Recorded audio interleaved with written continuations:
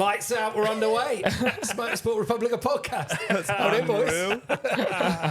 Boys, another special episode. Legendary commentator, Gavin Emmett. It's very kind of you to say so. Thank you very much for in a good or a on. bad way, because legendary can work both No, ways. no. This is in a good way. This is in a good way for sure.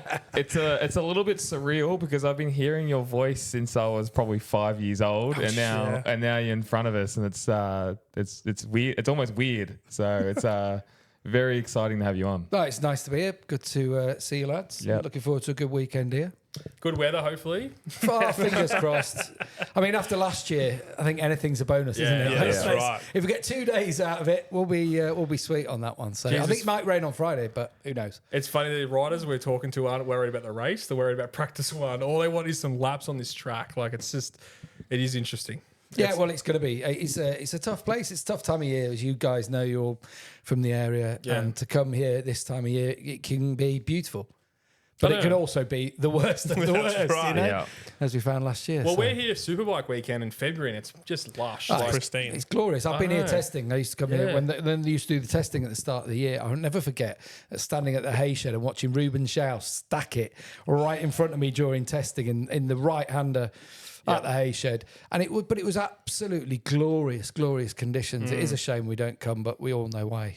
It is with the Formula One at one end of the year and the MotoGP at the other end of the year. So it's not going to happen. It's not going to change. No, not what Formula One wants to be at the start of the year. True. So there's been a big thing with Formula One. We had a big ticket debacle last week when they had tickets on for sale. So, oh really? Yeah, it was a massive thing. A lot of unhappy people. So what you want on the Oasis scale of what we had in the UK, where no one could get tickets and then they ran the price up. Really, dynamic pricing. Dynamic pricing. Is that a new thing everywhere? Is it? Oh man, it went wild in the UK for like a week. Yeah, that's when us people at try the to get moment. Oasis tickets. I clicked on, bought 6 tickets, and it was $5.25. Checkout $800 each for grandstand. What?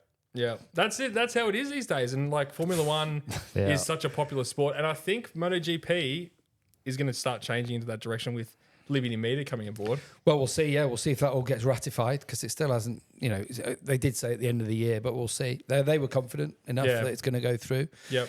So we'll see. But so papers haven't been signed officially yet. I don't know what the situation. They're not allowed to comment. Basically, once they're in that process of making an acquisition, it's got so many hoops to go through. I know it'll have to go through regulatory approval in the EU and in the US and these other places as well. Monopolies and Mergers Commission blocked it when CVC were doing it. When they took over Formula One, they had to divest themselves of MotoGP. So, but that was a long time ago. They're confident it will go through. So, who am I to argue against it? It's going to be good for the sport. I think any money coming into the sport's good. They're not there. Basically, people who own it now, Bridgepoint, a venture capitalist, the Canadian pension company, they're there to make a profit. That's what they're there to do. Don't get me wrong. Liberty are going to be there to make a profit, but they come with money and looking to build something long term. Is my understanding of it. It's they're not looking to, venture capitalists want to take a certain amount out every year. They'd be happy, I suppose, in my understanding, you'd be happy with, let's break even for a couple of years and then see where we go. Well, we know the product is so good. I mean, best racing in the world. And even like the kids, the Moto3 boys, we think Moto3 is the best motorsport racing absolutely in the whole in entire its world. purest form, it really is. Oh no, it's fantastic. It's absolutely fantastic to watch. Moto3 is. Moto2's been great actually. A change of tyres has given it something. MotoGP, you are talking about the pinnacle. There's been at the start of the year. Remember, there were a few absolute crackers, some real classic races. It's gone off a little bit. I reckon it's going to come back, including this weekend. I think this is one of those places that always lends itself. But as things start getting a bit more desperate, yes, at the top of the championship, definitely. That's when you're going to start having people starting to make desperate moves. Think of Martin. When he took out Marquez in Valencia end of last year, that's desperation, and we're getting to that stage now. So most definitely, even last year with the tyre gamble down here. Oh, that was crazy. You know what I mean? We went with the soft, didn't they? And everyone else had gone with the medium, wasn't it? And Izako came through. That was a cracker. How good was that? That was race? amazing. And I remember saying at the time, or everyone was saying at the time, let's have 2 races at Phillip Island every year. When we didn't have the Sunday, it was like, doesn't matter. Can we come back next week? Yeah, because it was we wish. So it's usually a good race. Although I was just in Melbourne before coming down here, and Foxtel, he had an old race on. It was Casey winning from Valentino here. I'm guessing it must have been 2009. something around there. He was a white Ducati. I think it must have been about 2009. And there was him and Rossi was about a second and a half behind, and then third place Danny Pedrosa was 22 seconds behind us. That's crazy. You know, and it was like, wow. We're talking about last week. Yeah. It was all spread out in Japan. You know, and Brad Binder, who was sixth, was 18 seconds behind, and you're thinking, is this a state of things to come? It's been like that, you know, over the years. Yeah, that's right. There's cycles in these things, and it's interesting. And it's like we were watching the Hitting the Apex documentary last night, and like the personalities were insane. You had Simoncelli hating Pedrosa, you had Rossi hating Stoner, you had everything, but the racing wasn't as good as it is now, and we're quick to forget that. Yeah. Like there were some big gaps in the field though back then. There always have been. Yeah. You go back to Mick's era. You go back to any time before that, and there were huge gaps between everyone. And it's really easy to forget that the whole field at times this year have been within a second. And you get races like Japan, and you think, wow, this is rubbish. But then you get that in racing. Yeah. That sometimes when it's not. They try and make it as least artificial as possible. They try and keep the rules as open as possible. You've got to have certain limits in certain places, but you know, I think it's as good as it's been. I do think that. Yeah. There's still, you know, could be improvements, but you know, I still think it's, you know, for a top level motorsport. There aren't. I don't know if there's any better. I don't think there is. No, we're with you. We're definitely with you. And I guess that's a bit more prominent because you've had the tire pressure issues, and like you see, Marc Marquez was in Aston. He had to back off, and I think Diggio or someone was around him. All the aero stuff, and I guess that's made that prominent thing. But like going back to Bagnaia and Martin, we haven't really seen them come together much, you know. And we're just we were talking about this last night. We're waiting for them to really battle it out. I think it's got to happen at some point.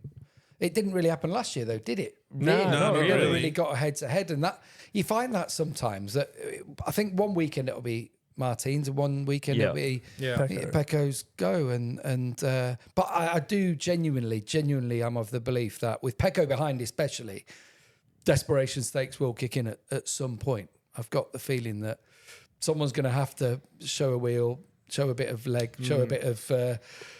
Fairing, you know, and bash people out the way because it's going to get to that point where I need the points. Yeah, as rough as it is on Martin, we're just waiting for him to make that big mistake. And I think all three of us are on the same. I think Bagnaia is just so cool, calm, and collective. And yeah, he is. But if you think about it, he's made more mistakes than Martin this year. Yeah. But you do. I agree with you. You always feel Jorge's got one in him. Yeah, he's got a mistake in him. Yeah. Also, the pressure is on the person leading as well. In many ways, you've got nothing to lose when you're coming from behind, as Bagnaia is, and he's been there and done it. So he's done it for the last 2 championships. The other thing with Martin is it his last chance.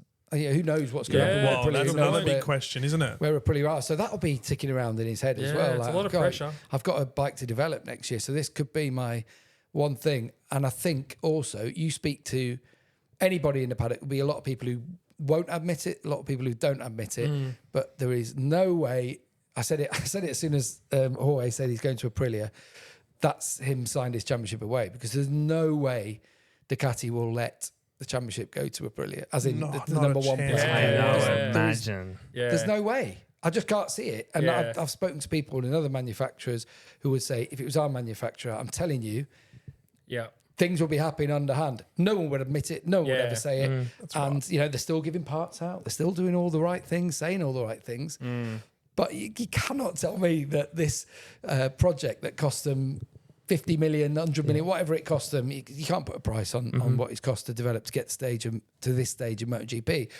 You cannot tell me that you want your number one plate to be sat on another 100%. Manufacturer's bike next year. 100%. And then I guess that makes us wait for maybe a dud rear tire or something to come out of Valencia. We call it the big red button. GG's walking around with a briefcase, and it's when does he get that big red nuclear button out that he and Davide Tordozzi have to have keys at the same time to go like that. It's actually like that though. It is actually like this. Like it's crazy. But they are here. I don't know if you've listened to Tardozzi. He did a podcast with Neil Hodgson actually, Ducati Diaries. I don't know if you listened to it.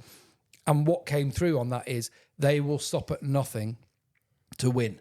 They will do anything, anything to win because they are all working 24/7, 365 to win. Yeah, and it's all about winning. It's about nothing else. And that's why they're so prominent. We spoke about it not too long ago. People forget Ducati went through the dark years, you know, and it's everyone's talking about how it's Ducati Cup, but they went 20 years just about. It was 15 years from 2007 of Casey winning to a couple of years ago to Pecco winning that they did not win the championship. And arguably at times they had a bike to do so. Other times they definitely didn't have the bike to be able to do so. They'd gone in different directions or whatever. And it was a long, hard road to get here. So yeah, I'm not one of these, it's a Ducati Cup people. I sort of think, well, it's up to the others. That's the challenge of Grand Prix racing. And people do give Dawn a stick for certain things here and there, but they've been willing to change the regulations, and this is the concessions for Yamaha, Honda, CRT, open bikes over the years. They try as much as they can to put a little bit of pressure on the manufacturers to make sure that the championship is level. And the concessions clearly are working slowly for Yamaha and Honda. There's been improvements, and it'll come next year that there'll be other steps forward. But the championship's willing to do that to make sure that they have a close championship. And that's, could you see that happening in Formula One? No, God, no. I couldn't see it happening in the same way because we're talking money talks and Concord agreements where Ferrari are getting more than other people and this sort of thing. That's money is everything there. Whereas here, the manufacturers are allowed a certain level of input and power in the championship, but they work politically with them. So aero's being reduced, the ride-out devices are going from 27, but you can use them up to then, and all that, as far as I'm concerned, is horse trading. From Dorna, you've got to, keep your cards that you've got and know when to play the ones that you need to keep the championship in order to keep everyone happy, basically. Ladies and gentlemen, just a quick reminder, we are proudly supported by the great team down at Moto Heaven. They are absolutely unbelievable to deal with. And if I were you guys, I'd definitely head over to their website. Yes, you never pay full recommended retail price at Moto Heaven, and free delivery for any order over $100. 100%. And they've got the best, most usable website in the whole motorcycle industry. Dare I say the world. They've got parts finders. You can chuck in any bike you want. If it's a old KX250 or an R1, you can find anything you want. Helmets, they got everything. Head to motoheaven.com.au where you will get everything that you need. That's a guarantee. Do it. It's such a fall from grace, though, for Honda. Like, who would have thought Repsol's leaving? To lose Repsol. We just went into one of the merchandise stands and they were selling buy one, get one free for Repsol Honda. And like, when would you ever see that? And now they're at the back of the grid. They've struggled to sign people on, and it is the strangest thing to see, isn't it? Having dominated, whether it be whoever they've had on their bike over the years, it has been the bike to be on. It's the number one team in the paddock, and it's still, if you look at all the setup, it still is, it's absolutely spot on. And COVID messed it all up for them, for Yamaha and the Japanese manufacturers, and it's all about this championship based in Europe and things happening in Europe and being able to, like the overnight specials Michelin used to do. It's almost like overnight or week-to-week specials that Ducati have been bringing or KTM have been bringing and that. And the Japanese haven't kept up, and suddenly they're having to go Max Bartolini for Yamaha. Yep. You're going to have Romano Veziano is going to come across to Honda, which is, I can't even believe you're saying it. Yeah. The technical director at Honda is going to be an Italian. What? It's crazy. It's wild. But they have to do it because it is the way that things have been working. Yeah. As in, you can't just do it the slow way, the Japanese way, tried and trusted. You test stuff a million times before it even goes on the bike. Right. And then you test it in testing before it even gets put on a race weekend. The Austrians and the Italians have been, does that look all right? Is it working? Has the test ride had to go? Yeah, stick it in the bike. And when you've got 8 bikes of your Ducati, you get the flexibility to do that. 100%. Yeah, it's definitely, like you said, it's that Japanese mentality. Probably a lot of pride, as we always say. But this is the way it's been done. Yeah. And this has worked. And we have won more than anybody else has won in this championship. Exactly. Because of it. And so you can understand them. But the game has moved on and changed very quickly, very rapidly over the last 5 years. And COVID, I think, just accelerated it all. Do you think with Honda, a part of the downfall was they relied too much on Marc Marquez? I think that's got to be a part of it, But even if you listen to him back in 18 and 19, there were complaints about the direction they were going in and the feeling of certain parts. His 2019 season if you look back at it now, was just phenomenal, really. If you think, I don't think anyone at the time, if we were talking about it, would have said that was the best bike. Even then, Yeah. and you True. just felt like he was Yeah. wrestling it around certain issues that it had. But I think that he made a difference, and that will have caused a little bit of complacency. I'm sure it will have. And, unique riding styles as well. There was that with Casey Stoner and Ducati as well. And just magic of certain riders, maybe polishing a bike that wasn't necessarily as... a bucket of bolts, as we like to say. Yeah, exactly. So they perhaps made bikes that seem better than they were. It's a good point with Casey. We had this conversation last night. With some riders just click with a bike. Like that bike, Ducati back in 07 was 30 Ks quicker than everything else, but cornered not that great. It was so hard in the corners, but he just made it work. Like, it's just incredible. And a lot of people we talk to is saying Casey is the most talented rider they've ever worked with or seen. Yeah, but quite possibly. I think you see it was just natural ability. Yeah. Natural ability out the box. Or I'd say natural. There's so much of it, but a lot of it as well is honed from being very, very young riding motorcycles, as a lot of them are as well. So, yeah, but he was just insane the things he could do on the motorcycles, particularly around here at Phillip Island. Yeah, He dominated. won Turn three. 5 years in a row, didn't he? 6 I years know in a it row. was 5 years. I think it was 7. I think Yeah. 6 Yeah, it or was 7 in a 6 row. or 7. Wow. Yeah, Yeah, because Valentino did 7 or 8. I'd be wrong on this. I think he did 8 in a row at Mugello. I think Casey did 7 in a row here. It may be 7 and 6, but I just remember something like that. God, it's crazy. I'm being really excited to have you on this one, Gavin. You've been in commentary for a long time. I'd love to know how you got into it, and when did you actually start? What year did you? I started working for Dorna back in 2001. Yeah. And then started going on site from Mugello that year. But I was writing the website, the MotoGP.com website. I started working on the TV side during that year after I've been there. My first race commentary was here, Phillip Island, 2002. Jeremy Williams was on pole position. And myself and Matt Roberts with Nick Harris in pit lane. It was an interesting one that the Dorna hierarchy shoved into the mix. I think they were just trying to twist Nick's balls a little bit, probably about a new contract for the future. But yeah, so 2002 was my first commentary.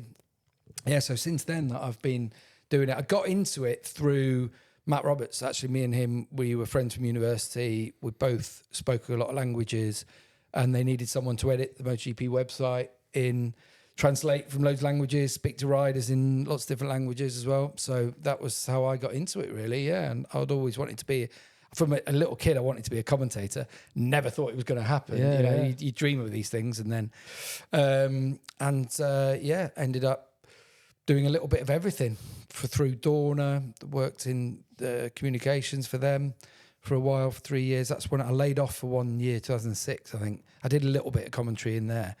And then myself and Nick Harris took it through then to 2013 was my last season with Dorna. And then I switched to BT, as it was, now TNT Sports in the UK. Yeah, gotcha. Doing a little bit of everything, reporting, commentary, presenting across the board, really. So, this is my 24th season. That'd be right, from 2001. Yeah. Wow. Oh, that's amazing. 24th season in Grand Prix racing. So it'd be up the quarter of a century. That's crazy. So I've been in this paddock working for more than half my life.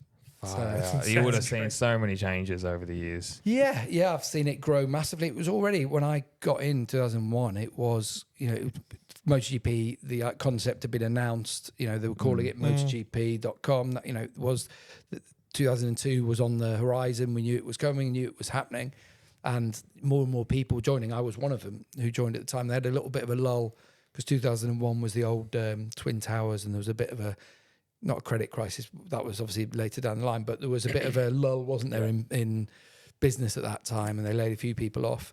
And then, just seeing it grow. Dorna's grown massively.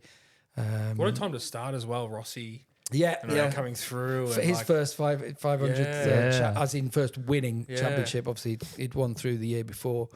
It was brilliant, and I was so lucky because my job entailed working for TV stations that weren't able to go to races. So, like Fox in Australia, they'd send someone occasionally, a couple of times a year, maybe, they'd send.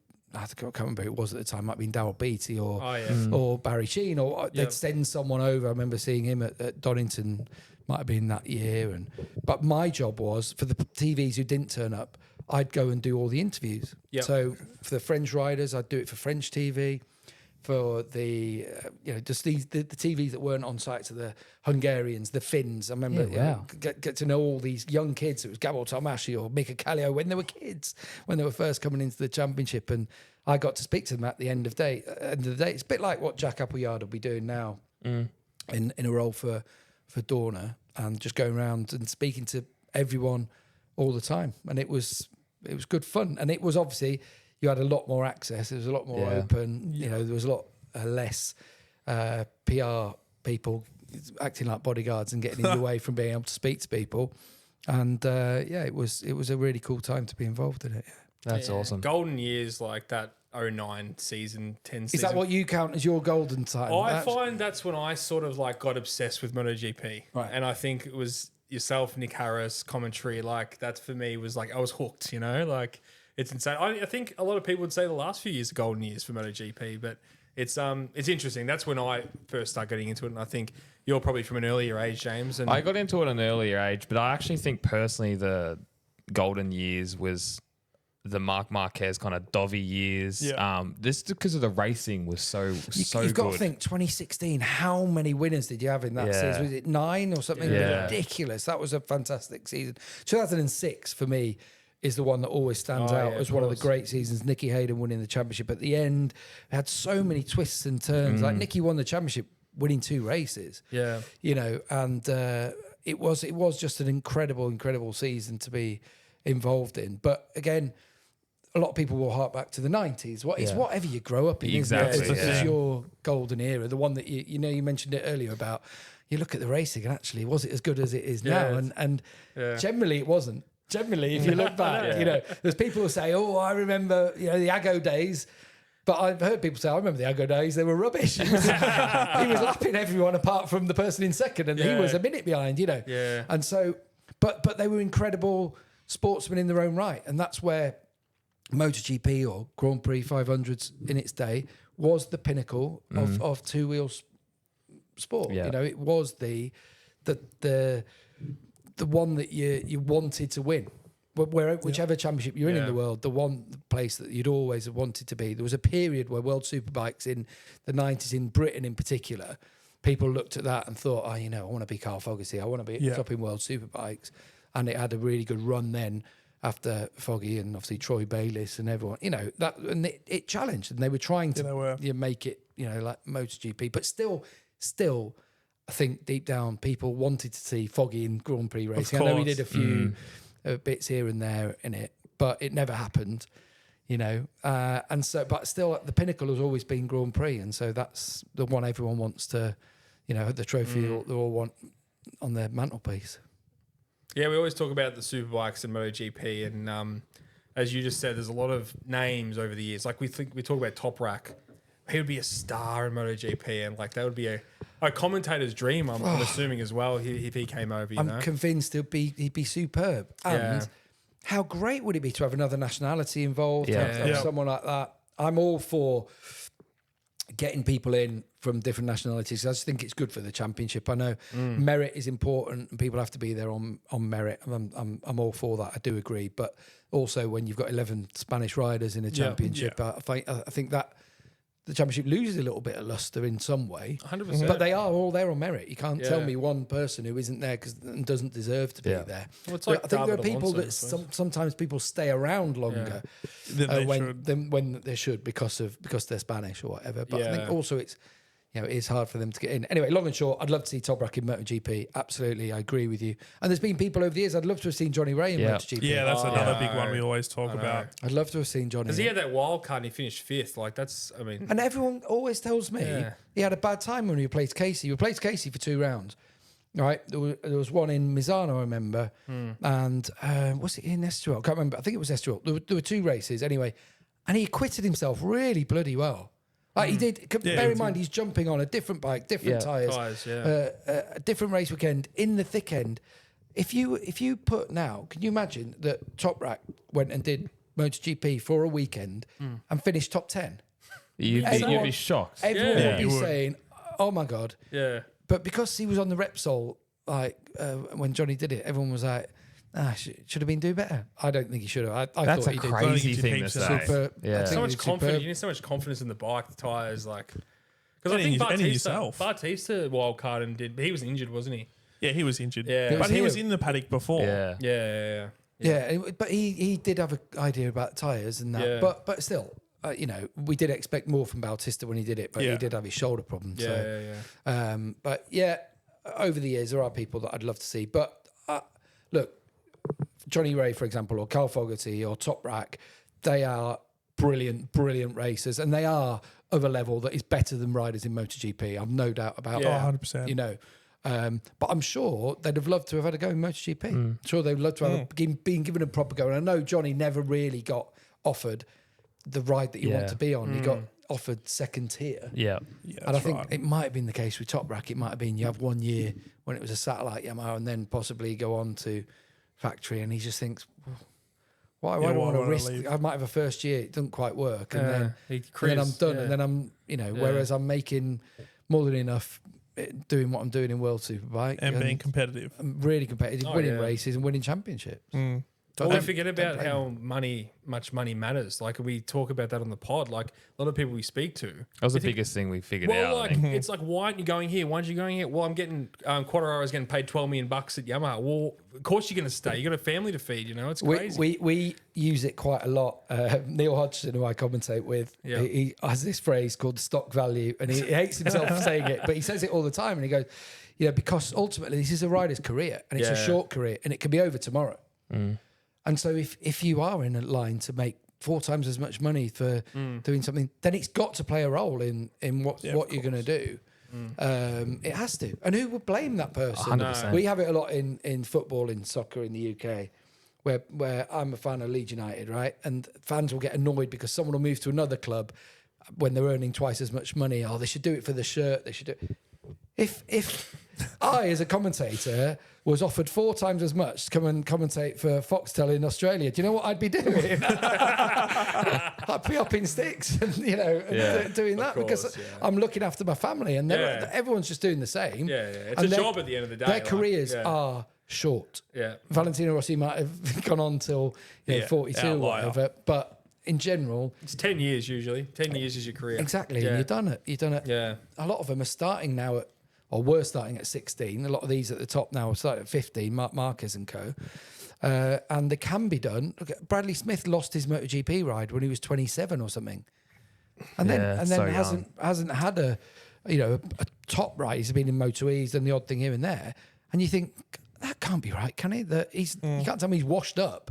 But that's what happens. So you're doing the right thing, aren't you? Taking the opportunities financially when they come. Yeah. And it sounds crude. It sounds a rough way to do things, but I can't blame him. No, you can't blame them. I want to know favourite race you've ever commentated. Favourite race commentated. Probably going to have to be 2009 Barcelona. Yeah, I hate listening back to it because I just get far too giddy on the last lap. Myself and Nick But Harris. the commentary on that last lap is what makes that whole race. And when you rewatch it and you get the chills down your spine, you go, that's because the commentary. Like, it's amazing. So myself and Neil, who are commentating, we talk about it a lot. And one of the things that I've always tried to do, and I've learned, in fact, Nick was good at that, is creating jeopardy. That's what we call it. Creating a story, creating what might happen. Probably we know it's not going to happen, but what could happen? You know, what are the possibilities of something going? A race change around. Someone's leading by 5 seconds. Oh, we've seen him fall off. Creating that kind of always That's right. The doubt. giving some kind of jeopardy in there. And in that race in particular, I remember doing this interview with Jorge Lorenzo, and it wasn't a spoken interview. It was for the race program.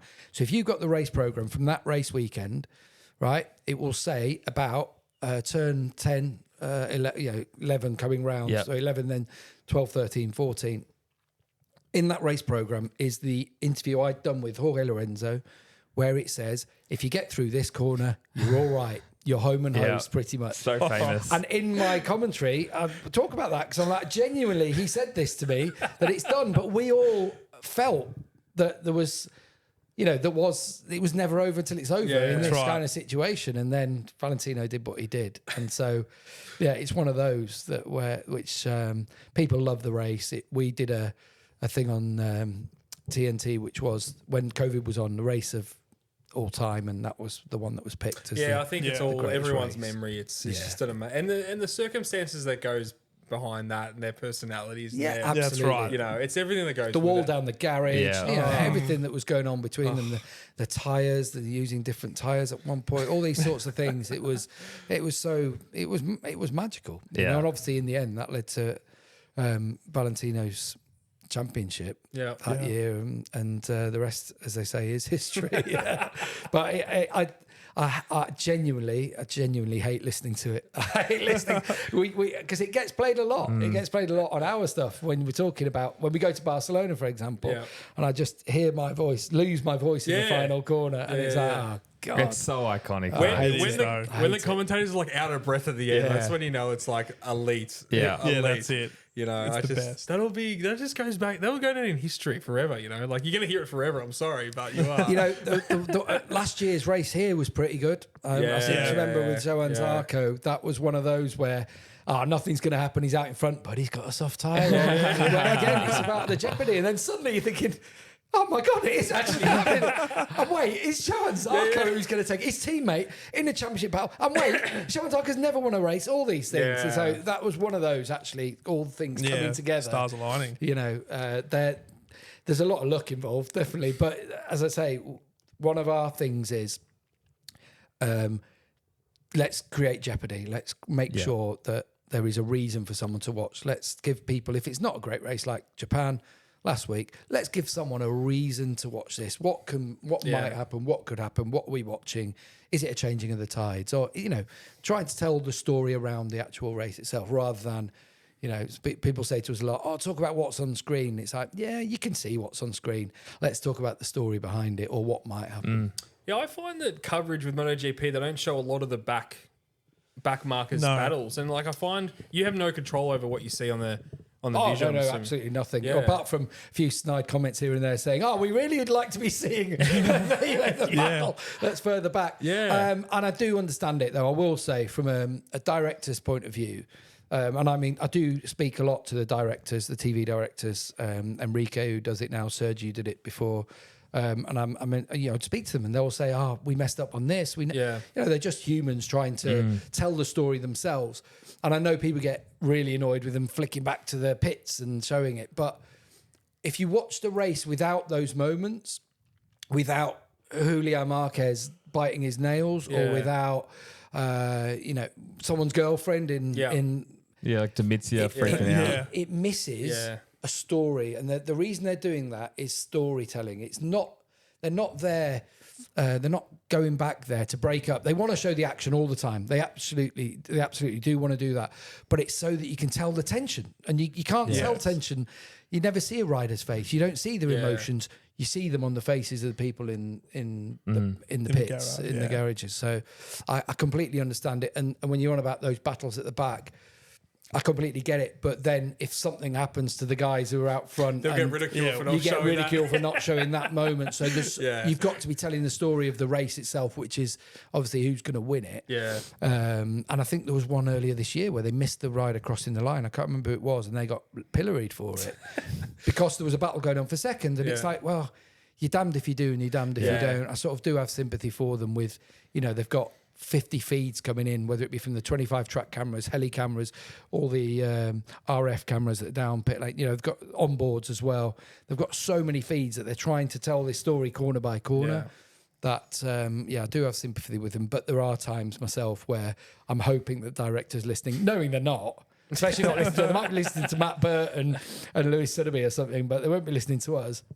And it's just like, I think we definitely should be seeing this last lap here for whatever's happening, which has happened a couple of times recently. But I do notice the commentators do that sometimes. They go, "Can be nice to see the battle up here." Yeah, because and that's the director listening in, is it? Well, no, they're not. They're not listening. They may listen to Matt's. They may listen to Matt and Lewis's commentary. They might do that on occasion because they're obviously part of the Dorna feed and they might be listening in. But they've got too many other things to be worrying about. They also have contractual things to be worrying about. You know, they've got to be, you know, the sponsorship boards around the racetrack. They will have. They send reports to all the teams about how many times they've been on screen, so they will need to show Trackhouse at some point. If you often notice, first part of practice, they'll often show Somkiat Chantra in Moto 2, or they'll show Jake Dixon, or maybe Jacob Ralston, you know, early on. Yeah, I've noticed at the start of a session to make sure that every country gets a little bit that they're going out to. Everyone gets a little bit because they do want to be able to say, look, we've shown your rider, we've done this, and everyone needs it for their sponsors. They send all teams reports how many times the riders have been on screen to the end of the year. So much to it, isn't there? There's so much more than the you know, your average viewer appreciates is going on behind the scenes, and they do have the quotas right. We've not seen the sponsorship logo at turn 6, and they'll have a wider shot coming through turn 6, and you'll see the Visit Andalusia in the back of the shot. You know, and all these things are important because that's what keeps the championship alive. So interesting. Just on that, before you were saying, what are your thoughts on radio communications going into the future? Is that a thing for the commentator that's going to be a really useful thing, or you're not fussed? I'm not fussed by it, to be honest. Look, I know some people are completely anti it. My understanding, and I've spoken to people about this, is that it's a push from race direction, actually, not from the TV people. Yeah, right. So this has come from safety and stuff. That's interesting. FIM and race direction. Yeah. People are ignoring flags. People aren't aware of things that are going on, you know. So we'd like to be able to give him a tap on the shoulder, effectively. Right. We want to be able to do that, drop a position, or watch out oil in turn 6. You know, these sorts of things. And I'm not completely anti it for that. Now, I've heard people talking about whether the system's dangerous or not. They're actually working on, it's a bone conducting system, and it'd be like a headband. Yep. And it's right here on the temples, and there's a little bone in there. You know, like fighter pilots have them. Yep. Right? They have them also here as well to be able to speak. But they have them here. And have you seen bone conducting headphones? No. Have you not seen those? No. So people who cycle or people who run, you can get them, they don't go in your ear. They sit on your bone up here. Yeah, I know what you're talking about. So they don't go in your ear. They just sit. So they're developing. So there's a company called Audio Technica, a Japanese company. We're working really heavily on this at the moment. In fact, I think Aleix was actually testing it on the Hush Hush in Japan because all the people were there. And it's like a sort of headbandy kind of thing, which some riders are wearing anyway. And this thing would go in and sit on your bone. Now, it's different for everyone. 1 millimeter here and there can be really different. But with that, you could hear that because it conducts through the bone in your cheek or in your head there. And the idea is that if it's in your ear, you can't hear your bike and all these sorts of things. And also, you can hear over the noise of bikes when it's on your bone like that. So, look, for a safety point of view, I've not got a massive issue with it. If I'm a rider, I completely understand. Yeah. You know, where in cars, people have grown up. They've grown up knowing that there's at any moment someone could be speaking to you on the radio. So it's not such a... It's a lot more physical activity on a motorcycle as well. Things can shift quite easily. So, look, I don't know what it's going to offer in terms of entertainment value. I don't see it personally. Could it tell Jorge Martin not to come in? Yeah. I mean, even if they do, he's the one making the decision. That's right. As in, no rider's not going to pull in if they think it's raining.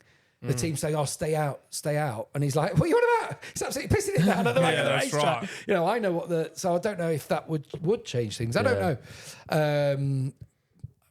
I can see why they're doing it. I'm not a massive fan, if I'm completely honest. But I wasn't a fan of sprint races, and look where we are. So, I know. Are you a fan of them now? I'm assuming, or are you a fan of them now? Or am I a fan of sprint races now?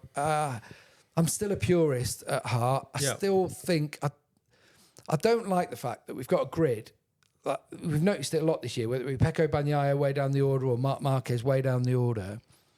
And then that's 2 races then that you get punished for that. Yeah. You know, I think it might... I'd have it like a bit of a Super Pole-y, like they're doing World Superbike or they've done in British before. Maybe the top 3 rows are the top 9 finishing the race, and then the rest are done from qualifying further down. I don't know. I just think you're stymied twice in a weekend for something that goes on in qualifying. And there's a potential that the championship could be won even earlier because more points are being dished out for it. You also have a feeling of which way Sunday's going to go. And I know there've not been that many doubles, but there've been quite a lot of doubles. And I think it just cheapens Sunday a little bit. That's my personal opinion. Yeah. But there's no doubt about it. It's been a show. Yeah. It's been fun to watch. Yeah. And last year there was a thing about the argument about injuries and the physical toll on riders. And I think that's a fair comment as well. But I can't deny, even though I might not be a massive fan of the concept, I can't deny it's been entertainment. And this is an entertainment product. Yeah, that's it. I think for us as well in Australia, having qualifying on like 7 p.m. at night on a Saturday night is just awesome. Yeah, it's prime. Because it's early for us. Like usually we have qualifying was at 10, 11 p.m.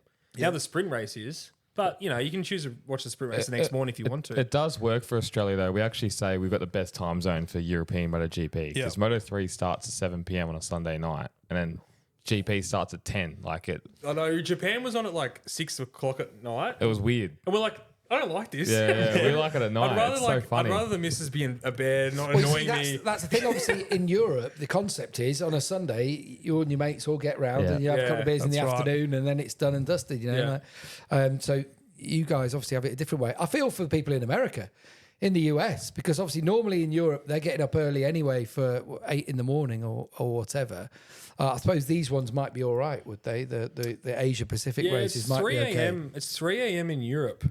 The race starts, I believe. So then another 5 hours back then for New York for Eastern time. So that's not too bad actually for these races. But for the rest of the year, they're really shafted. Yeah. Like qualifying's middle of the night. Yeah. And then you've got to get up early in the morning if you want to watch the race. So sorry, everyone who's in the US. It's hard to grow a sport like that for someone to be so committed to watch it as well, at that time frame. And we're lucky enough to have that, We have some really rough races like Qatar, Argentina. Yeah. They're in the middle of the night. But it's probably only 6 or 7 a year. Yeah, not even. I think it's probably 3 or 4. Really, likely to be 3. Yeah. And then we've got the European times, which is the best, and then all the Asian countries. So we're fine. Yeah, it's not too bad, is it? No, very lucky for that. I love that. I love the idea of it being on a. It's a Sunday night though. Like if you're not working Monday, it's all right. If you're up at 7 in the morning and you're taking the kids into school on a Monday, and I had a couple of beers watching the MotoGP last night, I feel a little bit worse for wear on a Monday morning. It's funny. Our culture is like drinking piss and having a good time, but I'm only too aware. I'm telling you, no one gets together and watches like MotoGP or Formula One and has beers. No one. Not on a Sunday night. No, it's just not a thing at all. All right. Oh yeah, maybe we do it. Yeah, you would. Italians. Yeah, different. I definitely have a couple of beers. Yeah, we get. You'd be having coffees, fire up a barbecue between Moto2 and MotoGP. Yeah, and get a few people over. It's good fun. I like it. Even late at night, like it's. You eat dinner at 10 o'clock at night usually anyway because you're Italian. So yeah, that's right. It's different. 5 o'clock for Aussies, mate. Different breed. Couldn't do it. It's way too early. 6:30 in my household. You're hungry again at 10, but. But there are some people that do it. Yeah, it's interesting. Like, it's just not a thing for what I've grown up with. But I know in the British culture, it's like massive sport at the pub watching. But for us, it's not as much. It's probably AFL is the only thing that we do. Yeah, Sunday afternoon watching the football at the pub is quite very common. And when World Cup's on, football like that, it is. You go and watch it at the pub. Yeah.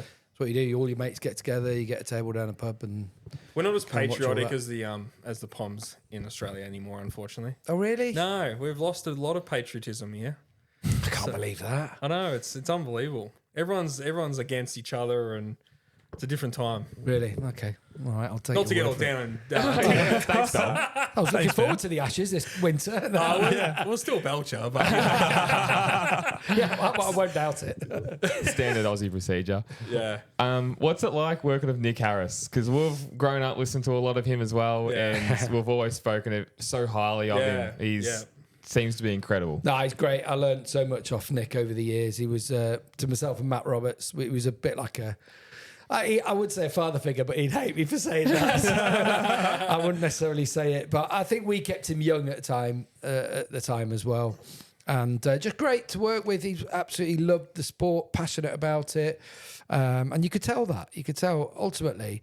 And it's the same for Matt doing it now and myself in the UK and the US and that. We are fans, really. We do just love it as well.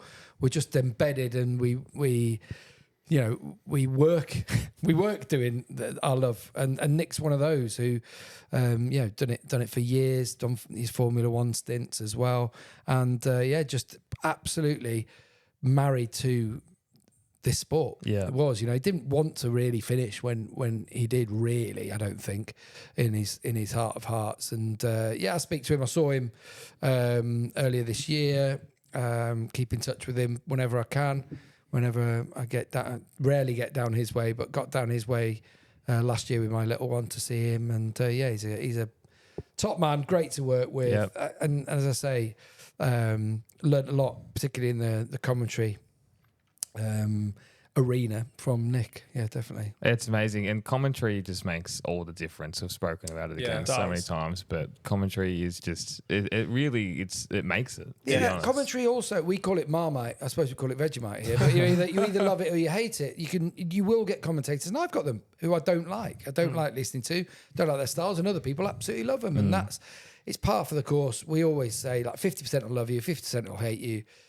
Doesn't matter, I'm doing it anyway. So we're going to do it to the best of our abilities. That's what we always try and do. And I hope, I know you guys over here at the moment don't get our commentary. I know you have in the past. There was something with that KO thing last year. We had one race, Silverstone last year, which was actually, it was a bit of an uproar here because I know it very much. I'm not going to get into that side of everything that went on that. As soon as you have a change, as soon as someone changes something, people fucking their heads explode. Even worse when it's not announced that that's going to happen. That was the thing. You switch on and you go, I think they made a mistake. Guys, you've got the wrong commentary on. I completely understand it. I personally enjoyed it, like something a bit different, but like the people who've been sitting there watching the same guys doing the same thing for that many years. I mean, it was a big adjustment when Nick Harris retired, I think. Yeah. And then Simon Crafer came through. People hated Simon straight away. Yeah. We hated Simon. Yeah. We hated Simon. We're like, why is this guy? It's so weird hearing a Kiwi on the coverage. This guy doesn't know what he's talking about. So wrong. Yeah, like the guy is incredible. Yeah, we knew. So we with myself and Neil Hodgson. Neil in particular is very close with Simon. Done a lot of track days with him over the years, and we helped as much. And that's from another rival TV. And Matt Burt was doing the same. Everyone. Because you want it to work, and you want it to work because you like Simon. We all, loved him as a person, and so people just do need time. What you got to understand is everyone who's doing that job knows that if people don't like him or people are saying things about him, they know it. They know it's happening, but they're just trying to do their best. They are trying to do things to the best of their ability, and for some people, you never win people over, and others, do. But it's just that's the game that you're in. You're out there, talking about a sport that people love, and as you say, you get used to it. You get used to a sound, as you said. You got used to Nick Harris's voice over the years, and it takes some adjustment. Yeah, it does. But I think we've got now a great team who I commentate with. Neil Hodgson, obviously World Superbike champion. Former MotoGP, 500 and MotoGP rider. We've got Michael Laverty, who's a team owner, but a MotoGP rider himself, a British Superstock champion. He's Supersport champion. He's a top tech. He's our Simon Crafer, so he will explain things. If people could hear MLav a lot of places around the world, I mean, some of the knowledge that he has is just phenomenal tech-wise on that side. We have Sylvain Guintoli, who's sadly not around at the moment, working with us, but Sylvain obviously is currently testing he was for Suzuki and now for BMW in World Superbike, and he's still riding.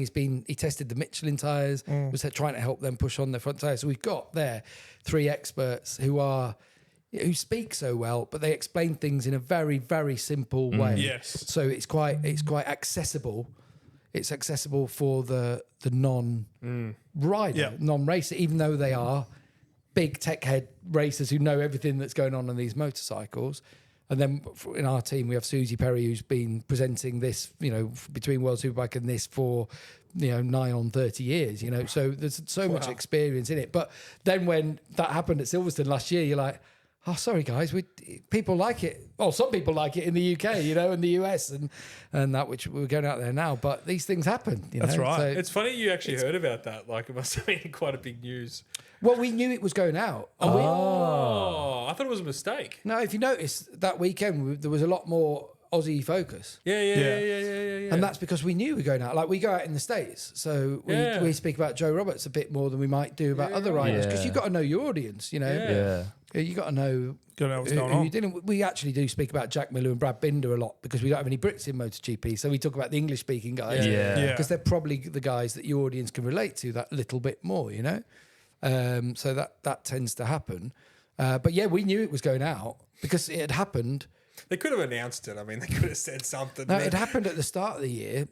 So the plan originally was that they were going to, in the UK, they were going to do the world feed on Fridays. Yeah. And we were just going to do Saturdays and Sundays. They were going to save us so that we were, you know, and on Friday, you know, we'd travel a bit later. Yep. There was uproar the other way round, you know. Some people were saying, "What the hell is this? You can get us back." And then from the next race, so that had happened at the start of that year. Yeah, right. In Qatar. So you get so used to commentary, and I completely understand it. You'll have famous commentators that you'll have got used to over the years, whether it be your Barry Sheen and your Bill Woods, or whether it be whoever it be that you've got used to listening to over the years. They've told a story for you. It's like your parents telling you a bedtime story. It's always been that voice, that person telling you the story. And it can be that it could grate on you from the start and you'd never get over it. You never like it. But, you know, ultimately all those people are just doing their best. 100%. It's... when Nick Harris retired, because we've always had the world feed, and I think it was Matt Burt and someone else took over. Steve Day took over. We always talk about how a good, smooth transition that was, though. It was, they kind of just filled the spot perfectly. Because they're all professionals, you know, they are all guys who work hard to be professional on these things, you know. And Steve's working with us now on TNT. He's I think I saw Steve at the pub today, didn't you? Yeah, he's had a couple of frothies. So Steve's doing some.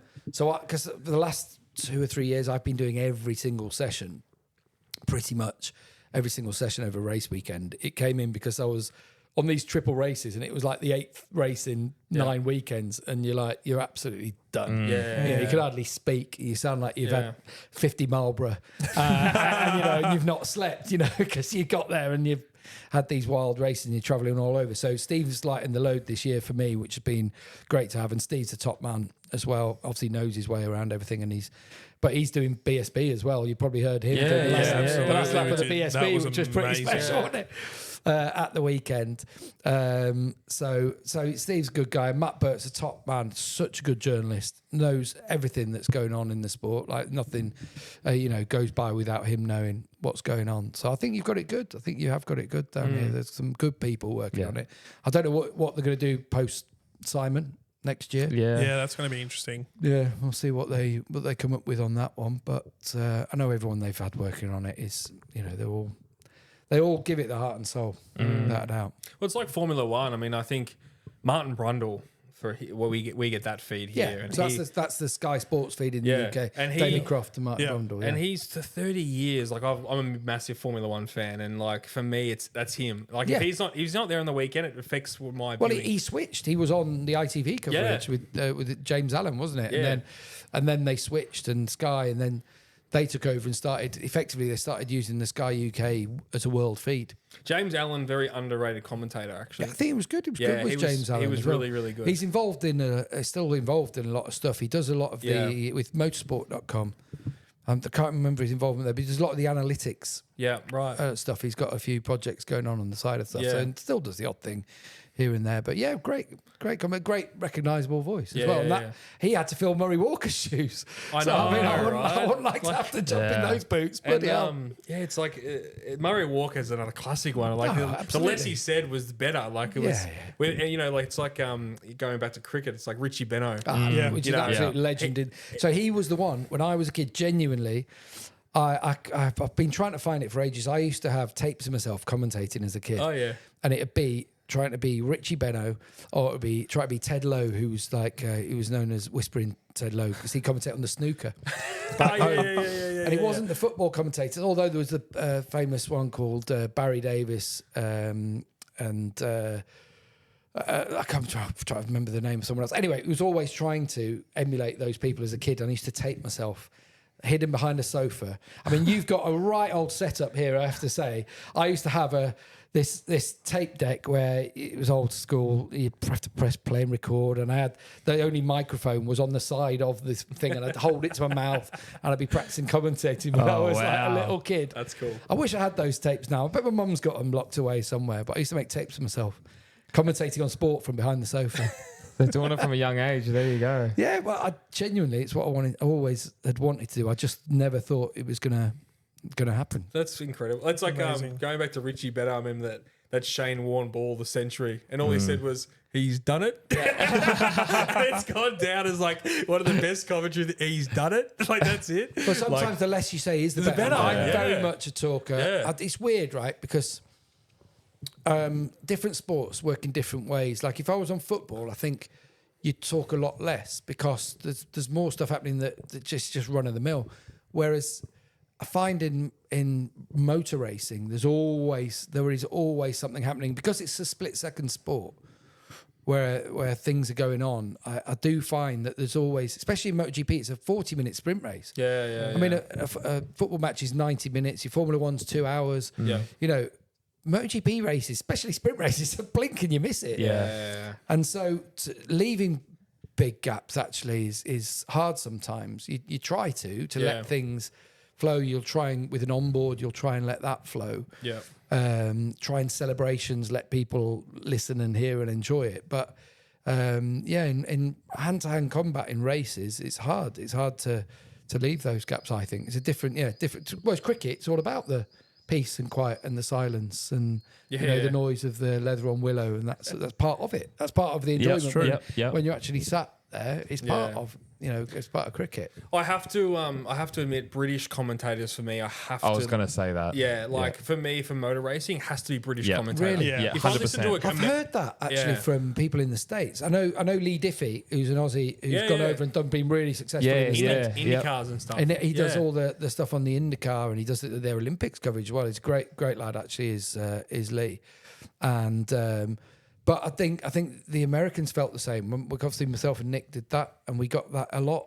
Like people said, it just sounds right with the British voice, which is 100%. Yeah, it definitely needs just to be goes hand British. in hand. I think I don't know what it is. It's the way you articulate your words, and with motor racing, I think Yeah, and it's probably what we're used mannerisms. to. But you're like trying to listen to an American commentator. Doesn't work. Annoying accent. You mean an announcer? Yeah. He called an announcer in the States. Yeah. Oh, I just can't. And Aussie commentators as well. same. Hard to hear, hard to listen to. So, we used to have the Channel 10 coverage. Yeah. Back in the day. Only for some certain races. I remember Laguna Seca for some reason they would just punch out Channel 10 coverage. Yeah, and it was weird. It was It's probably the time of day. Yeah. It's probably It's when like they 6 were a.m. on. race. Exactly. Yeah. Probably something like that. And it was, I remember Formula One back in the day, they used sometimes technical difficulty. And they used to do the commentators were from Channel 10. You were like, what the fuck am I listening to? This is terrible. Get it back on. Yeah. And going back to Martin Brundle, he'll that'll be big shoes to fill when he But he retires. hangs up his boots. Yeah. Right? Absolutely. And it has to be sooner rather than later. He's been doing it for a long time. I think they're already trying to phase him out. He's not at every Grand Prix these days he's as well. 16. Even Crofty's on an every Grand Prix. No, but that's what they've got in Formula One. They've got the money, haven't they, to have two teams doing it effectively. Yeah. Like you look at a lot of the teams are doing that. They've got is it 24 races? They have split. They'll have to start thinking about it here if they're getting the 22 races and testing as well. That's a lot of Yeah, work. testing's a lot of work when you do that as well, isn't it? It's an 8-hour. Our job is 20 weeks a year as it stands, 22 next year. It's easy compared to being an engineer, a mechanic for one of the MotoGP teams in particular, but even the Moto3 teams as well, because in the MotoGP teams, the odd one might go in business class or premium economy. Your Moto3 team, Moto3 rider, but a lot of Moto3 teams will be in economy, in cattle class. They'll be going up. They might be flying. They might be driving the truck as well to the racetrack. They might used to stay on the racetrack. They're not allowed to do that anymore, but as in they'd sleep in the truck. Yeah. But they'll be, the first to get there, the last to leave. They're packing up the thing on the weekend, all the while making sure that you're sending the guy out on track with the brakes that are working, the responsibility that you've got. And then when the season's done, you're going back to the workshop wherever the team is based in Europe, and you're breaking the bikes down, you're getting it all set. Then you might go on a training trip out to Honda in Japan, and they're going to teach you how to build next year's bike. And then you've got to go to a test that's in wherever, and then it's Christmas. And then, oh, actually, you need to come back out to Japan to build the bikes and do all this. And then you've got to go to the workshop to build the bikes. And then, oh, you're testing, you're in Malaysia, and suddenly, it's a 52-week-a-year thing. And it's going to take your toll on people. But when you see some of the people that are still there now, that have been doing that job for 40 years, you think, fair play to them. It must be hard being away from your family for a long time and everything. That must take its toll after years, does it? I think for some people, the travelling is pretty normal that it does. I've always been used to it. Most of my professional career has been here doing this, so I'm all right with it. Just got used to it over the years. But I know that there's a lot of turnover in personnel in the paddock for family reasons, and who can blame them? And maybe if the problem is, it's not like Formula One where there's enough money sloshing about that you can have two squads. That's right. You can have two people. The TV can mix things up and send a different, presenter and commentator out to the next race because you've got 4 races on the bounce, which I think they've got, haven't they, in Formula One at one point during the year. There's not the money and the luxury to do that in bike racing. Yeah. It is bang for your buck, pound for viewers' eyes on it. The sport is a top level sport, elite level, but I think it is cheap for what it is. Providing over a race weekend, Friday 8 a.m. till Sunday 3 p.m, providing 8 hours a day of action. That's pretty good. Your football match is 90 minutes or so. You might have a little bit before and after. Your AFL games, your cricket, I suppose, is something that for 5 days would fill it, but most people get bored by it. I think that's why I think motor racing, and then in MotoGP, you do well to have top level world class sport for so long, so many times over a year. Hey, it could be saturation. I know, 22 races. Yeah, it's true. Well, 44 races. Who's got 22 weekends to dedicate to that? And that's why it's hard, I guess, you're a Brit or in Europe, you got to dedicate your Sunday, where I guess for us and us growing up, it's only a Sunday night. It's so much easier for us in a way. Yeah. But if it's just a Sunday lunchtime, there's no way I could get away for 22 weekends. No way. You'd be doing something in the garden or something, wouldn't you? Oh, yeah. Don't know. I don't even have a garden. You'd be stiff on that one, I reckon. Yeah, Tommy would be stuffed. I would be stuffed. You'd be in trouble. Always in trouble. I got a lot of chores to do at home, unfortunately. But for me, I'm a big Formula One fan, big MotoGP fan. I hate when they're on the same weekend. It's too much. Yeah, it is way too much to watch. How's it work this weekend? What is it, Austin? When's that? Yeah, 6 a.m. Monday. Right, okay. But I'll be snoring my head off at that point. Yeah, we're a big riders after party apparently, so we're just trying to figure that one out. All right, okay. Where's that one this year? At the hotel in the corner. All right, I'm hosting, so. All right, okay. I got Jacob, I got Senna coming, I got a whole crew. We got Gavin. I'll be on my way. We're flying out Sunday night. No. Yeah, we get on. One of these things in these races is just get to the next race. Yeah. Just get out of there, because otherwise you feel like you're losing downtime. Yeah, okay. And so a lot of times on these, yep. when Australia would be the last race of the triple, you'd stay here till you wouldn't mind going out Monday night, whatever. Or you might want to get home. But on these, I think we fly on Monday via Hong Kong to go over to Thailand, and then you're there, and then you're actually there. You know that nothing's going to go wrong with your flight. You're not going to get messed up. You're not rushing around. You're there. You're done. And so, you get a couple of days downtime in Thailand. Are you going to be relaxing in a a nice villa somewhere? Like a day. We just stay in. All the crew stay in Bangkok for a day. Yeah, okay. Then go up to Buriram. Yep. There's only like 1 or 2 flights a day, so most of the paddock are staggered out with which day you want to be in Buriram as little time as you can, really. Yeah, not a lot there. There's not that much doing. It's a small town, really. Yeah. I suppose it's a city, but it's small compared to some of the places we do go. We've got a couple of mates going out next weekend, so they're going to do some research for us, because I'd love to go to that first round next year. Yeah, I think it'd be great. Yeah. It'd be great. And I'll tell you what, the atmosphere is fantastic. Yeah. There's no doubt about it. They fill that place, and it's so different to anywhere else that we go. Yeah. Yeah, I wouldn't say don't go to it. Yeah. We go to a lot of places that are better than it. Yeah. if that makes sense. Yeah. It's just hard for us. I mean, Europe's a big big commitment. Yeah, it's a big No, trip. but I'd say go to Lombok. Yeah. The boys were saying today was incredible, Lombok. They loved it. Yeah, they'll have, of course. The kids will absolutely loved it. I mean, it is a surfer's paradise right on the beach. And the thing is, there's not that many people there, which is a shame because Indonesia is MotoGP nuts. I love it. They're absolutely wild for it. So it is a real shame that more people aren't allowed in. But even the price point that they've got there is too much for a lot of the locals to get in. So. Also, there's not that many places to stay. But it's like going back to your backpacking days, and then actually having a MotoGP race at the same time. You know, it sounds amazing. Yeah, it is. It genuinely is. It is. Maybe we'll tick that one on next year. It's what Bali was that people used to go to 25 years ago. Yeah. I remember going to Bali a long, long time ago, and it's changed a lot. You know, and Bali's the same price as Melbourne now to get. Yeah, exactly. No, that's it. And whereas Lombok hasn't reached that point yet, and it's got some little great places down in Kuta anyway, where we go. Yeah. That's a good thing about Australia, though, and cows. We're very lucky. Like, you go onto the island and its own little MotoGP hub, you know, and you can be out, obviously, the Pinos, and someone's going to walk in. The fans love it. It's amazing. And true fans come down. Yeah. It's a great place. I love coming to Phillip Island. Again, as we've said right at the start, I'd love it to be coming at a different time of year, but it is what it is, and we're going to have to deal with it. But I feel like the island likes it happening. Oh, yeah. I know a lot of people do move out, you know. Like, parents. Yeah, exactly. I know a lot of people aren't here for the weekend. Yeah. But I think a lot of people do know that this is not a lifeblood for the island. I know a lot of people come and live here. It's a beautiful place to come to. But it offers something a little bit different for the island, doesn't it? For this and World Superbike. Especially for the businesses and stuff. It's very important for the island to have the event, because there'd be a lot of businesses that wouldn't survive without this weekend. They get a lot of people coming out for summer holidays and stuff. But this weekend would bring in so much money for everyone. Like, every restaurant's packed. Yeah. You know? Yeah. Coles and the Woolies, they're all selling out of everything.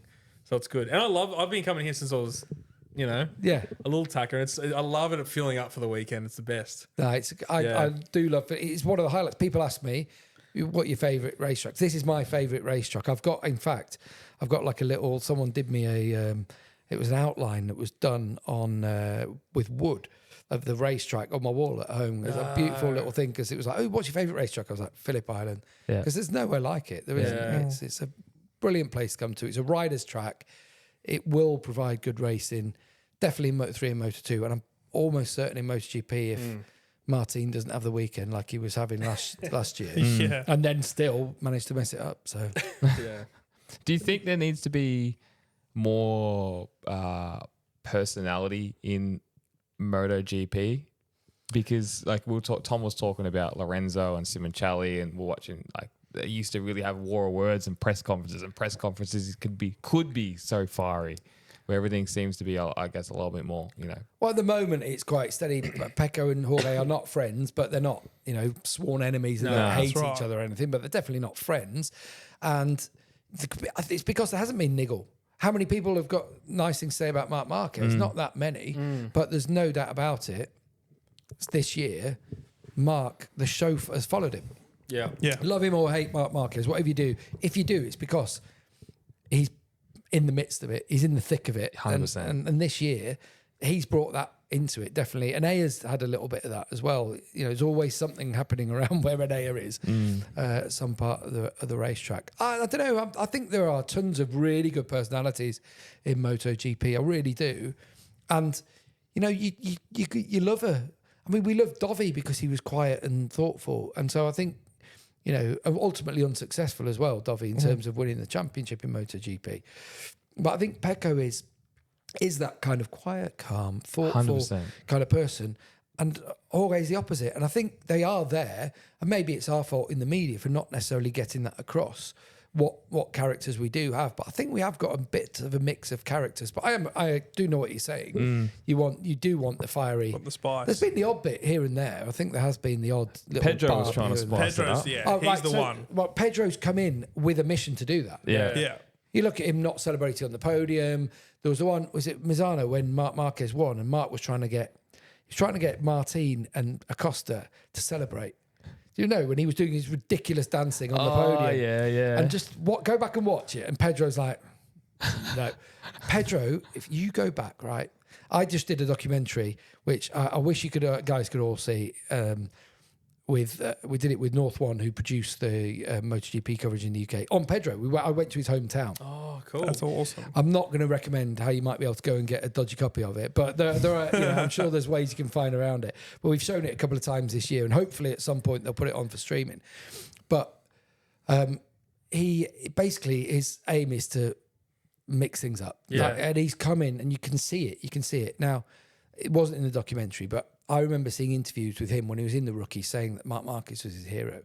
And since then, if you had noticed, he will now talk about Valentino Rossi being his hero, for example, or, and that Mark didn't really want that bothered. And he's clearly thought, right, if I'm going to win this championship, I'm going to need to ruffle his feathers. Yeah. And I'm going to need to try and play the games. The game's not going to work on Pedro, I don't think, anyway. But I find it quite funny because I can sort of see Mark going, I can see you. Yeah. That's what I did. That's That's what I did when I was your age. Yeah. And Pedro's got that. He's got that edge. He doesn't care. He doesn't want anyone to love him. He just wants to win. Yeah, I love that. He's a great character. He's different to all the others. He's very, he's playing a part. I genuinely feel like he's playing a part because he's a nice kid. That's one thing I found out in this documentary. He's such a really, really nice kid. But he is playing a role of, I'm going to be the disruptor. Well, I need to be the disruptor. Yeah, I don't mind. Love me or hate me, I'm going to go out there and I'm going to say what we need. But 100%. I genuinely think he's going to be a next big superstar. And we spoke about this with Senna today. It's not like you have to be this overlandish character like Valentino Rossi. You still just have to be yourself. And I guess that's what translates to fans and then how to get fans at the same time. We don't want you knocking someone off the bike and then hugging them on the bike back to the pits like Vinales and Pecco. Yeah. Like if you're going to punch on, keep punching on. Lay him out. Take him down. Biaggi headbutt situation. Yeah. Like Absolutely. we want to just see more fighting in the right way. Yeah, no, I do. I know what you're saying. I do. I think it is there. I think there are bits of needle here and there.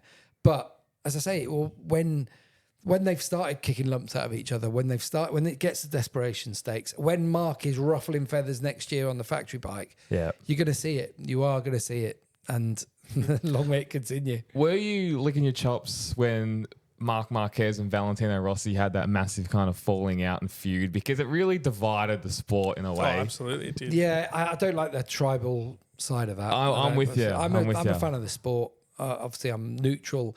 I've got rider favourites, people that I love and really do enjoy spending time with and speaking to, and there's others I don't necessarily. But I'm neutral in terms of I just love the sport. I just want good racing. I want good battles and a little bit of needle. You want all these things thrown into the mix, and the incident and the subsequent polarization. But I don't think it's just in MotoGP. I think it's just what social media has 100%. done to the world in general. So it's not just correct, motorcycle based. But yeah, I don't like the polarization because do you know what? Valentino's a top man and an unbelievable racer, and so is Marc Marquez. Yeah. And they are both of them pretty much, you put a microphone in front of them and they are the people that we see behind the microphone. Pretty much they're those kinds of characters who will give you the time of day, always say hello, and generally will be good in front of the camera as well. Yeah, it's interesting. It's all right. It has got very tribal, and realistically, it's social media is the whole point of that. But but it's also drives interest. I think it drives a bit of interest to have rivalries like that. Definitely, but you love to love someone and you love to hate someone, and we always go back to this is my weekly Cheeseburger Lorenzo segment. We love Jorge Lorenzo. We call him Cheeseburger because he gained a couple of pounds, and we call him Cheeseburger Lorenzo. I don't know if he likes that. There's a few cheeses around. There's a few Cheeseburger Barros back in the day. But we look now back at, I hated Jorge Lorenzo. Like he was against Valentino Rossi. He was a young showman. He was cocky. But you look back at him now and I love him. He was great for the sport. I've never really met him, but I'm sure he's a lovely guy. But, he had that thing where I was just like, I hated him. But it was edge. Yeah. And that's what made him a winner. Yep. What made him a winner was his edge, was his desire that nothing is getting in the way of me doing it. And he will do it in his own way. I remember him coming in. I was possibly one of the first people to interview him when he came in, and it was his 15th birthday. I remember it. His birthday was on the Saturday, and he was riding the Derby, Caja Madrid Derby, back in Jerez. And I remember, and he didn't smile throughout the whole interview. I'm like, oh my God, this 15-year-old kid is right grumpy git, and it just went on. But he was just the determination from a young age was to win. It was to win. Casey Stoner rubbed a lot of people up the wrong way because, well, he had one single objective was to go out there and ride bikes fast and win. Why? And their thought would be, well, why would I do anything different? And all these fripperies and silly things getting in the way. And Jorge, if you read his books, he wanted to be, loved is maybe not the wrong word, but he wanted to put on a show, or he wanted to do things. So he thought he had to do certain things as well. But ultimately, he just wanted to win. And he's a really interesting. Someone could do a brilliant psychological study of Jorge Lorenzo. Cheeseburger. Definitely. Yeah. He's an interesting cat, isn't he? He's we've seen him in the back of the pits and stuff, and he's not. He's chilled out a bit, I will say, over the last couple of years. Highly strung back in the day. He's just been doing some stuff. I've been looking recently. I think he works for DAZN, which is a Spanish broadcaster. Yeah. He does like a few races for them over the year.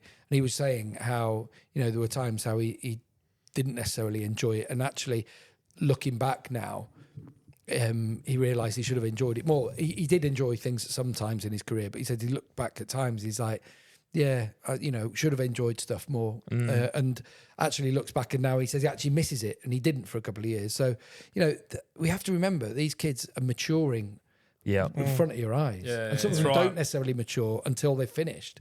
Don't really realise what they've had in front of them. Because they've known nothing else. They don't know school. They don't know education. This is their education is right here in front of them in the paddock. Yeah. God, how interesting. Yeah. Was he obviously still famous and massive in Spain, Jorge Lorenzo? Oh, yeah, but wasn't loved. Weirdly, Danny Pedrosa was the loved one. I thought that was the case. Yeah. He was the loved one in terms of he was like the mum's favourite. Yeah. So he did an advert for a brand called Colour Cow, which is like your nighttime cocoa. It's like, you have, and it would be his mum giving it to Danny. That was the advert. And then Marc Marquez took that job off him. When he came through, he was the next one who was on that. And funny. it was like the national drink that you have before going to bed. Yeah, and funny that was Danny Pedrosa. And Jorge wasn't loved in the same way they were, but still was a huge deal. Yeah. Obviously a 5-time champion. So a big old deal back in Spain. Yeah, interesting. Cool. That is really cool. Away from the track, what gets you going? I am a sports geek. They call me. I'm watching sport all the time. I watch football, cricket, rugby, you name it, pretty much. My other half absolutely is not on board with it. It's good to separate it, though. You've got to have your things, haven't you? It's just mine's 24/7. But I genuinely, you ask any of our team, and I'm right across all sports really. Football's the one. I watch Leeds United when I'm at home every time I can, and then when I'm not doing that, I'm watching sports somewhere else. Genuinely, how funny. Genuinely, I'm just a sports freak. That's it. Yeah, nice. And you ride as well on? Yeah, I do. I haven't actually got it out of the shed this year. My Ducati, I've got a scrambler. Yeah, nice. But I haven't had it out for a while. I've got a 3-year-old at home who came along at the end of COVID, so she's turning 4 in a month. So that limits your ability to go out riding your motorcycle, especially when you're away for 20 weekends of the year and your other half works full time. So when I'm home, I'm pretty much house husband, dad. Yeah, So but I do ride, but just not never competitively. On a racetrack a few times, but I am useless. I'm Join useless. the club. I was going to say, that's why we're down that same path too. We do it for the love, We do it for the love. That's it. Yeah. And you can't. I always see myself as a journalist in this. I'm not an expert. Yeah. I'm not an expert on the riding side. I will never suggest that I know what a rider's done wrong or right. I leave that to the people who are working alongside me. I'm there for the story. I'm there for the story rather than the expertise. That's great. That's amazing. If that makes sense. Absolutely, it does. Yeah. Gavin, it's been awesome to have you on. And what a before pleasure. you go, we've got a bit of a present for you. Oh God, no! What is it? You got room in your luggage? Yeah. So This what's is for you. this? shout out to HJC Australia Oh wow! for hooking us up. Oh wow! Yeah, Cool. just a helmet for you, mate, with a little cheers. bit of a message and a thank you for coming on. Oh right. Yeah, I can hold that cheers. for you if you like. You hold that. Go on. Yeah. Yeah, we really appreciate your time, busy schedule, and just a little token from us to you, mate. Oh, cheers, guys. I really appreciate that. That's very touching, actually. That's all right. I really do. We appreciate you coming that. on, That's Yeah, great. we appreciate the time. We're only a little small operation here, and we're getting the Professional, but small. Professional and small, but we get the big dogs over from England, so it's really cool. No, I appreciate it, and you guys keep doing it. And as you say, it's for the love. Yeah, it Yeah. is. So you do that, Yeah. and that's why people all follow you and enjoy it. So keep it going. Long Thanks, may it mate. continue. We love Thank it. you very much. Thank you, mate. No, it's a Cheers, pleasure. Gavin. Cheers, lads. Thanks. Thanks.